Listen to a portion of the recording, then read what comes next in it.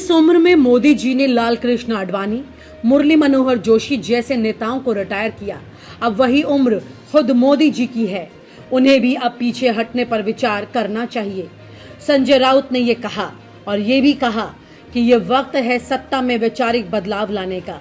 उनका कहना था कि अगर संघ ही 75 की उम्र में रिटायरमेंट को अनुशंसा मानता है तो बीजेपी को इसे लागू करना चाहिए। 75 की उम्र अब सिर्फ एक नंबर नहीं रही, बल्कि राजनीति में कुर्सी खतरे में है, इसका अलार्म बन चुकी है। संघ प्रमुख मोहन भागवत बोले, जब 75 के हो जाओ तो काम बंद कर दो, यानी रिटायरमेंट ले लो। और उधर संजय राउत बोले, ये सीधा सीधा नरेंद्र मोदी के लिए है।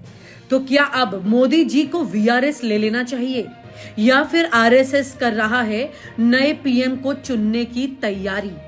चलिए इस 75 वॉर की पूरी स्क्रिप्ट आज खोल ही देते हैं।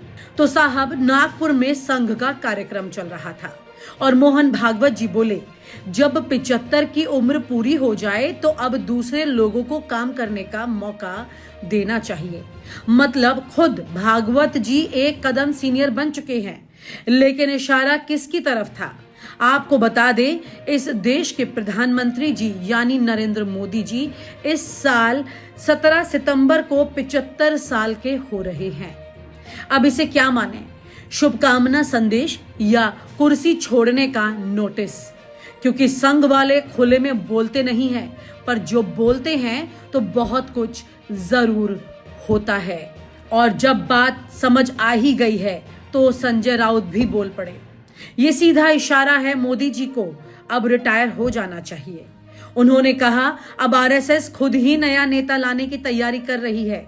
इतना ही नहीं, राउत का तो ये भी दावा है कि संघ अगला प्रधानमंत्री महाराष्ट्र से लाना चाहता है। मतलब अब मोदी नहीं, कोई मराठी पीएम होगा। क्या फडणवीस का नाम चल रहा है या फिर नितिन गडकरी को दिया जाएगा आरएसएस का वरदान? अब सवाल यह है कि राउत को यह आरएसएस का गुप्त एजेंडा पता कैसे चला, या फिर यह उद्धव ठाकरे का प्लान बी है? भाजपा को लगा जैसे किसी ने कुर्सी ही हिला दी हो। पीएम को हटाने का विचार भारतीय संस्कृति नहीं है। मतलब ये कोई बुजुर्ग खुद कुर्सी छोड़े वो ठीक, लेकिन जब कोई और बोले तो वो असंस्कारी हो जाता है। कुछ इस तरह से बीजेपी के नेता सोचते हैं। यहां तक तो अमित शाह खुद अपने रिटायरमेंट का प्लान बता चुके हैं मीडिया के सामने, और इससे अच्छी खासी चर्चा में आग लग गई। बड़ा सवाल यह है कि जहां बात हो रही है मोदी के रिटायरमेंट की, वहां अमित शाह ने अपना रिटायरमेंट प्रपोजल भी सामने रख दिया। और फिर आई क्लासिक लाइन, ज्यादातर बीजेपी के नेता इसी लाइन पर चलते हैं, मोदी जी ही 2029 तक पीएम रहेंगे। भाई, चुनाव तो अभी हुआ भी नहीं, पर सीट पक्की कर ली गई। अब जरा सोचिए, भागवत जी वही हैं जिन्होंने कुछ हफ्ते पहले मोदी सरकार को घेरा था, सत्ता के अहंकार में मत डूबो, जनता से जुड़ो। और अब बोले 75 का मतलब आराम करो।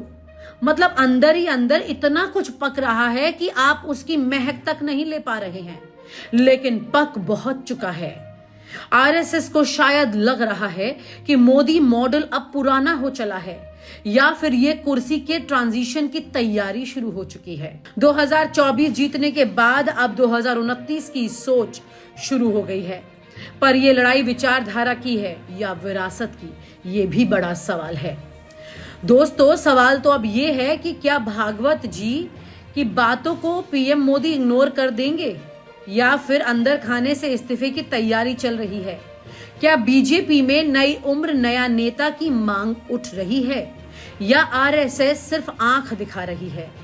एक बात तो साफ है, 75 की उम्र पर अब देश की राजनीति का नया रिटायरमेंट रूल लिखा जा रहा है, और ये पेन चल रहा है नागपुर से दिल्ली के राजपथ तक। आपको क्या कहना है? क्या मोहन भागवत का बयान इत्तेफाक था या इशारा? क्या मोदी जी रिटायर होंगे या 2029 तक मंच पर डटे रहेंगे? आप हमें ये बात बताइएगा जरूर।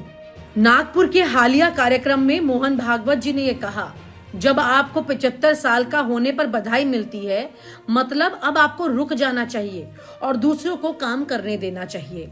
हाल ही में मोहन भागवत का एक वीडियो आपने देखा होगा। अगर आप आरएसएस के चैनल पर जाते हैं तो यूट्यूब चैनल पर वो वीडियो आपको दिख जाएगा, जिसमें मोहन भागवत ये ज्ञान दे रहे हैं कि कैसे आपके शरीर का हर अंग अपना अपना काम खुद ब खुद करता है।